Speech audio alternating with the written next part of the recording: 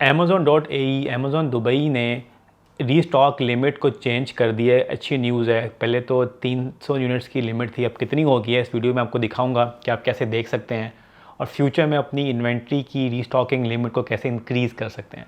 Don't forget to subscribe, like button. Let's jump into it. मैं आपको दिखाता हूँ कि कैसे आपने देखना है कि आपकी जो रीस्टॉक लिमिट है कितनी होती है और फिर हम बात करेंगे कि आप किस तरह से फ्यूचर में मज़ीद बढ़ा सकते हैं। Let's jump into it. आपने सेल सेंटर अकाउंट में जाना है।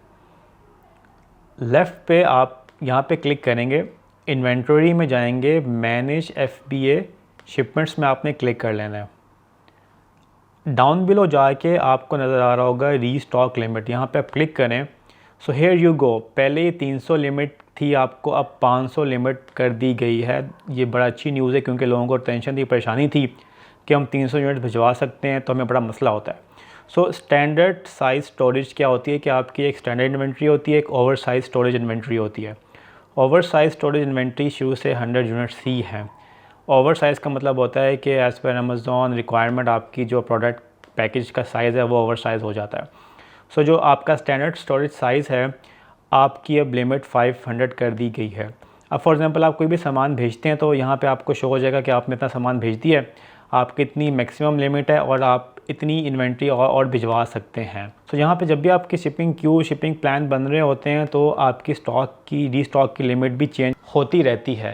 जैसे आपको मैंने दिखाया कि पहले 300 यूनिट्स थे, अब 500 यूनिट्स हो गए हैं। इसका मतलब क्या है, यहाँ पे लोगों को कन्फ्यूजन होती है, वो एक समझते हैं जी कि हम पर प्रोडक्ट 500 यूनिट्स भेज सकते हैं। ऐसा नहीं है, आपने इन टोटल 500 यूनिट्स भेजने हैं। एग्जांपल देता हूँ कि आपके पास 3 प्रोडक्ट्स हैं तो आपने टोटल यूनिट्स कंबाइन करके 500 यूनिट्स आप भेज सकते हैं।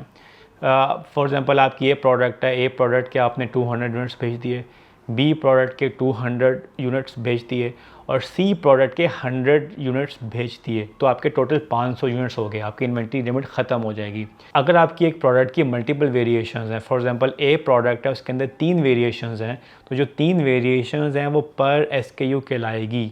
तो आपने उन सबको ऐड करके इस यूनिट की लिमिट के लिहाज से कैलकुलेशन करनी है। अगर आपकी ए प्रोडक्ट के 3 वेरिएशंस हैं और आपने 100 की वेरिएशंस के शिपिंग प्लान बनाए तो आपकी 300 यूनिट्स की लिमिट यूटिलाइज़ हो जाएगी। फिर आपके पास 200 की लिमिट रह जाएगी। तो दूसरी प्रोडक्ट के आप 100 बना लें, तीसरी प्रोडक्ट के भी 100 बना लें तो आपके 500 यूनिट्स कंप्लीट हो गए। अगर एक ही प्रोडक्ट है फिर तो मसला नहीं है, आप एक ही प्रोडक्ट के 500 यूनिट्स भेज सकते हैं। So plan your inventory accordingly.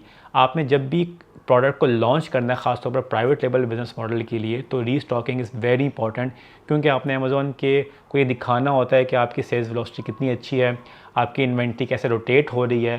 फिर 3 महीने के बाद अमेज़ॉन आपकी इन्वेंट्री लिमिट को इंक्रीज़ करता है। अभी तो अच्छा साइन है कि उसने 500 यूनिट्स की लिमिट बढ़ा दी है।